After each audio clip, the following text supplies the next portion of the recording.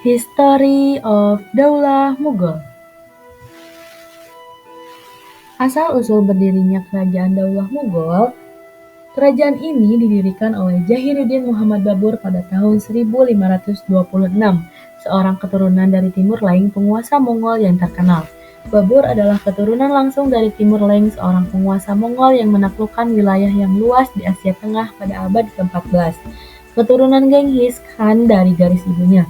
Babur merupakan keturunan ke-14 dari Genghis Khan, pengusaha Mongol yang terkenal karena penaklukannya yang luas. Ada penaklukan di India, diantaranya mengenai pertempuran Panipat. Babur mengalahkan Sultan Ibrahim Lodi, penguasa Kesultanan Delhi dalam pertempuran Panipat pada tahun 1526. Selanjutnya, pendirian kerajaan. Kemenangan ini menandai pendirian Daulah Mughal di India. Dan ada ekspansi juga konsolidasi selama beberapa dekade berikutnya. Daulah Mughal memperluas wilayah kekuasaannya di India, menaklukkan wilayah-wilayah baru dan mengkonsolidasikan kekuasaan mereka. Ada perkembangan peradaban Daulah Mughal. Yang pertama yaitu pada bidang politik dan administrasi pemerintahan. Perluasan wilayah pada masa Daulah Mughal berhasil menguasai beberapa banyak tempat dan ada konsolidasi kekuatan. Usaha ini berlangsung hingga masa pemerintahan Aurangzeb. Yang kedua yaitu pada bidang ekonomi. Terbentuknya sistem pemberian pinjaman bagi usaha pertanian. Adanya sistem pemerintahan lokal yang digunakan untuk mengumpulkan hasil pertanian dan melindungi petani. Setiap perkampungan petani dikepalai oleh seorang pejabat lokal yang dinamakan Muqaddam atau Patel. Yang ketiga yaitu ada bidang agama.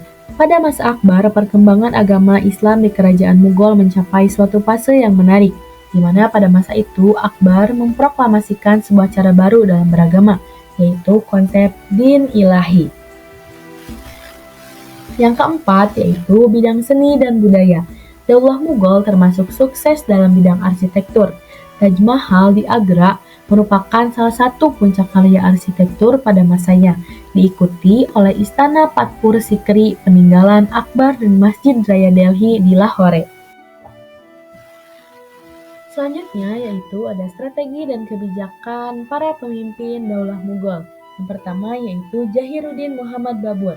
Jahiruddin Muhammad Babur menjadi penguasa pertama sekaligus pendiri Daulah Mughal. Pada masa kepemimpinannya, seluruh kebijakan dikerahkan digunakan untuk membangun fondasi pemerintahan. Yang kedua yaitu ada Humayun. Pada tahun 1450 Masehi, Humayun berhasil dikalahkan oleh Sher Khan dari Afghanistan dan melarikan diri ke Persia lalu kembali setelah 15 tahun dengan menyusun kekuatan. Daulah Mughal berhasil ditegakkan kembali di Delhi pada tahun 1555 Masehi dan mengalahkan kekuatan Sher Khan Shah. Sebelum ia meninggal, ia berhasil mengembalikan kembali Daulah Mughal dalam kejayaannya. Selanjutnya, pemerintahan yang ketiga yaitu ada Jalaluddin Muhammad Akbar. Wilayah kekuasaan Mughal sangat luas pada saat kepemimpinan Jalaluddin Muhammad Akbar. Semua wilayah dapat dikendalikan dalam suatu pemerintahan militeristik. Keberhasilan pemerintahan yang lebih bercorak pada militeristik menjadikan Mughal menjadi sebuah daulah yang sangat besar. Yang keempat yaitu ada kepemimpinan Naruddin Muhammad Jahangir. Dengan didukung oleh kekuatan militer yang besar, kepemimpinan Jahangir menjadi lebih kuat. Semua kekuatan musuh dan gerakan pemberontakan berhasil dipandapkan, sehingga seluruh rakyat hidup dengan aman dan damai. Lalu pemerintahan yang selanjutnya yaitu ada Shah Jahan. Taj Mahal dan Masjid Jama adalah dua bangunan megah yang diwariskan kepada dunia. Di masa kekuasaan Shah Jahan, Daulah Mughal mencapai puncak kejayaannya. Ia dikenal tegas dalam menindak pembesaran kerajaan yang tidak jujur. Lalu ada Aurangzeb. Kedaulatan Mughal sebagai entitas Muslim India nyaris hancur akibat perang saudara, maka pada masa pemerintahannya dikenal sebagai masa pengembalian kedaulatan umat Islam. Pemerintahan yang ketujuh yaitu ada Bahadur Shah. Para pengganti Aurangzeb merupakan penguasa yang lemah sehingga tidak mampu mengatasi kemerosotan politik dalam negeri. Pada kepemimpinan Jahandar yang ke-8 juga, pada masa pemerintahan ini, Shah Alam Daulah Mughal diserang oleh pasukan Afghanistan yang dipimpin oleh Ahmad Khan Durrani. Kekalahan Mughal dari serangan ini berakibat jatuhnya Mughal ke dalam kekuasaan Afghanistan. Kekuasaan yang terakhir oleh kepemimpinan Bahadur Shah. Bahadur Shah, pengganti Akbar II, menentang isi perjanjian yang telah disepakati oleh ayahnya. Hal ini menimbulkan konflik antara Bahadur Shah dengan pihak Inggris. Bahadur Shah, raja terakhir kerajaan Mughal, diusir dari istana pada tahun 1885 Masehi. Dengan demikian, berakhirlah kekuasaan kerajaan Islam Mughal di India.